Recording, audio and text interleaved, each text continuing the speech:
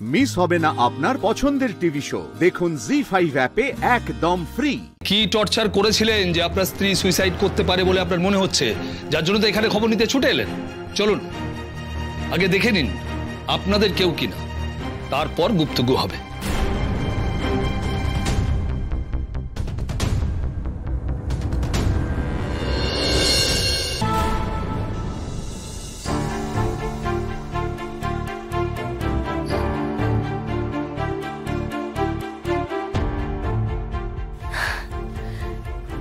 ঈশ্বর, এখানে যেন কখনো কাউকে না আসতে হয়। বৌমনি, আমি কখনো ঈশ্বরকে ডাকিনি। আর যদি হাত জোর করে ডাকি আর বলি দিদিভাইকে যেন এখানে না দেখতে হয়, উনি কি আমার কথা শুনবেন? এইখানে আমি তোমাদেরকে বলছি, শোনো, এখানে রাই নেই। ঈশ্বর আমাকে এত বড় শাস্তি দেবেন না। ও ঈশ্বর, আমার বড় মেয়েটাকে তুমি তুলে দিও না। আমি বলছি তোমাদের এখানে রাই নেই।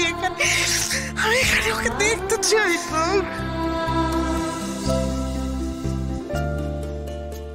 সকালে শাড়ি পরা যে বডিটা এসছে সেটা এনারা আইডেন্টিফাই করতে এসছে।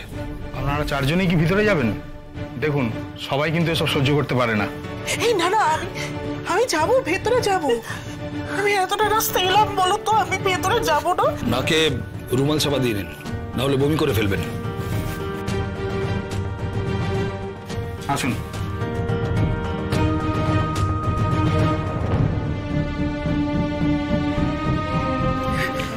বডি কন্ডিশন কিন্তু খুব খারাপ, একেবারে মুখোমুখি ধাক্কা খেয়েছিল বলে মনে হয়। মুখ বলে কিছু নেই, সাবধান, সহ্য নাও হতে পারে।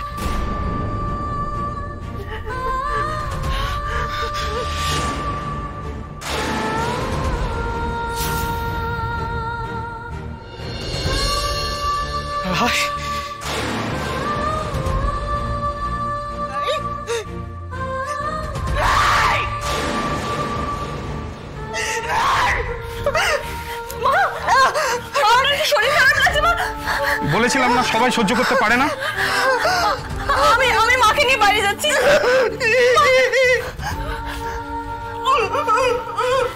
আপনারা ভালো করে দেখুন তো। আচ্ছা, এটাই কি আপনার স্ট্রিট বডি বলে মনে হচ্ছে? আচ্ছা, উনি কি পড়েছিলেন?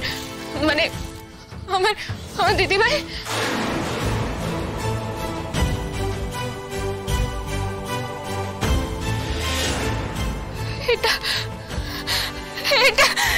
এটাই তো দিদিভাই সকালে পড়ে বেরিয়েছিল। এই শাড়িটা পড়ে বেরিয়েছিল। হাতে শাখা পলা ছিল, সেগুলো অ্যাক্সিডেন্ট সাইটে ভেঙে পড়েছিল। এটা হতে পারে না, তুমি এটা করতে পারো না রাই। তুমি কেন আমাকে ছেড়ে চলে গেলে? কেন করলে তুমি এটা? কেন করলে রাই?